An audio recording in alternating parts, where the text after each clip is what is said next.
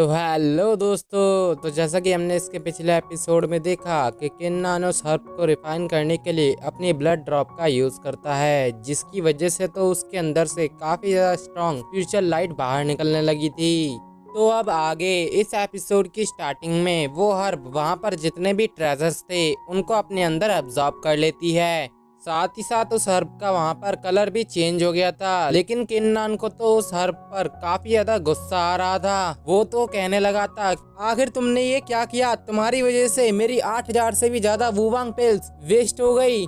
वो तो उस हर्ब से वो सारी की सारी चीजें वापस लेने के लिए कोशिश करने लगता है, लेकिन वो हर्ब तो उसके पकड़ में आती ही नहीं है, जिस वजह से तो किन्नान ने वहाँ पर अपने क्लोन्स को भी बना लिया था ताकि वो इनकी मदद से इसको पकड़ सके। लेकिन वो हर्ब भी काफी चालाक थी, वो एक भी क्लोन के हाथ नहीं आती, उल्टा उसमें से कुछ आवाज आ रही थी, जिस वजह से तो किन्नान उस हर्ब को वहाँ पर चेक करता है। तभी उसको अपनी स्पेशल आई की मदद से पता लगता है कि इसके अंदर तो एक छोटी बच्ची है, जिस वजह से वो कहने लगता है कि आखिर इस हर्ब के अंदर अपनी कॉन्सियसनेस कैसे आ गई। तो दूसरी तरफ वो हर्ब कहने लगती है, आखिर तुम मेरे साथ क्या करना चाहते हो? तुम्हें शायद नहीं पता कि मैं एक प्रिंसेस हूँ और इसलिए मैं ऐलान करती हूँ कि आज से तुम मेरे सर्वेंट हुए।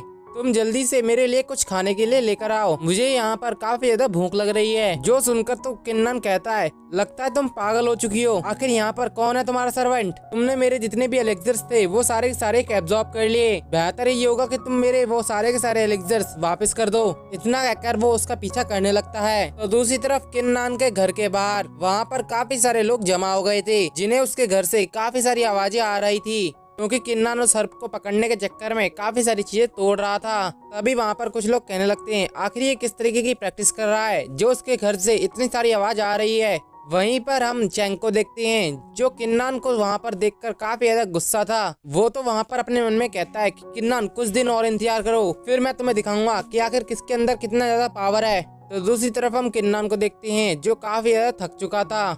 वहीं वो अपने मन में कहता है कि इस छोटी सी हर्ब ने आज मुझे काफी ज्यादा परेशान कर दिया, तुम बस मेरे एक बार हाथ में आ जाओ, उसके बाद मैं तुमसे हर एक चीज का हिसाब जरूर लूंगा। इसके बाद सीन शिफ्ट होता है और हम वुयुआन पवेलियन के अंदर एक एल्डर को देखते हैं, जो चैंग से बात कर रहे थे कि जल्दी ही यहाँ पर राइट कोर्टयार्ड का असेसमेंट स्टार्ट होने वाला है। तुम्हें इस काम को बड़े ही सीक्रेटली अंजाम देना होगा। मैंने तुम पे काफी भरोसा करके ये काम तुम्हें सौंपा है। जो सुनकर तो चैंग कहता है कि मास्टर आप चिंता मत कीजिए, मैं आपके ट्रस्ट को बिल्कुल भी बर्बाद नहीं होने दूंगा।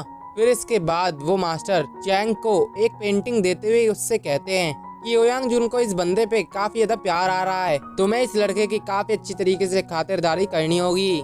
जिसके बाद चैंग उस पेंटिंग को खोलता है तो उसके अंदर किन्नान की पेंटिंग बनी हुई थी, जिसे देखकर तो वो कहता है कि किन्नान फिर से तुम मेरे सामने आकर खड़े हो गए, अब तो मैं तुम्हें अच्छी तरीके से बताऊंगा कि आखिर असली फाइट किसे कहते हैं। दरअसल ओयांग जुन ने इस एल्डर को किन्नान के खिलाफ एक सुपारी दी है। इसके बाद सीन शिफ्ट होता है और हम किन्नान को उसके घर पर कल्टीवेट करते हुए देखते हैं, जहाँ पर ऐसा लग रहा था कि उसने एक और बार अपना ब्रेक थ्रू कर लिया है। इसके बाद वो खड़ा होते हुए कहता है कि इस युयांग पीक की एनर्जी तो सच में काफी ज्यादा स्ट्रॉन्ग है, केवल 10 दिनों के अंदर ही इसने मुझे बॉडी टेम्परिंग के 9th लेवल में ब्रेक थ्रू करवा दिया। लेकिन मुझे सबसे ज्यादा गुस्सा तो उस हर्ब पर आ रही है, उसने मेरे इतने सारे ट्रेजर्स को स्वैलो कर लिया। अगर उसने ऐसा नहीं किया होता तो अभी तक मैं जियान ट्यान के हाफ स्टेज पर होता, पर वो अब यहाँ पर कुछ कर भी नहीं सकता था। तभी उसको बाहर से जियाओली की आवाज आती है, जो सुनकर तो वो तुरंत ही बाहर जाता है, जहाँ पर जियाओली उसके पास आता है और कहता है कि ब्रदर आखिर तुम्हारा एक्सपीरियंस यहाँ पर कैसा रहा। साथ ही वो थोड़ा हैरान हो गया था और किन्नान को ध्यान से देखने लगता है, जहाँ वो उससे हैरान होते हुए कहता है कि तुमने तो एक और बार अपना ब्रेक थ्रू कर लिया। तभी वहाँ पर युन भी उससे कहती है कि किन्नान तुम्हारे गेट के बाहर मुझे ये लेटर पड़ा हुआ मिला। जिसके बाद तो किन्नान उस लेटर को वहाँ पर पढ़ने लगता है, जो लेटर चैंग की तरफ से किन्नान के लिए आया हुआ था, जिसमें लिखा हुआ था कि किन्नान ईवा पैलेस के अंदर मैं तुमसे कुछ अच्छी तरीके से बात नहीं कर पाया था, इसलिए मैं तुम्हें राइट कोर्टयार्ड के एग्जाम के बारे में इनविटेशन दे रहा हूँ। इस एग्जामिनेशन में हम दोनों के बीच में एक फाइट अरेंज होगी, तो तुम इसके लिए बस तैयार हो जाना। जो सब पढ़ने के बाद तो किन्नान उन लोगों से कहता है कि इस लेटर में तो चैंग ने मुझसे फाइट करने के बारे में कहा है, वो राइट कोर्टयार्ड के असेसमेंट का फायदा उठाना चाहता है। जो सब सुनकर तो यून उसे बताती है कि राइट कोर्टयार्ड का असेसमेंट हर 3 महीने बाद अरेंज किया जाता है। इसमें जीतने वाले टॉप 10 5 डिसाइपल्स को काफी अच्छे रिवॉर्ड्स दिए जाते हैं। अच्छे रिवॉर्ड्स को सुनकर तो किन्नान थोड़ा खुश हो गया था। तभी जियाली उससे कहता है कि किन्नान आखिर तुमने चैंग को ऑफेंड क्यों किया। वहीं यून भी कहती है कि किन्नान उसका नेचर काफी ज्यादा अग्रेसिव है, वो किसी के साथ भी कुछ भी करने से पीछे नहीं हटता।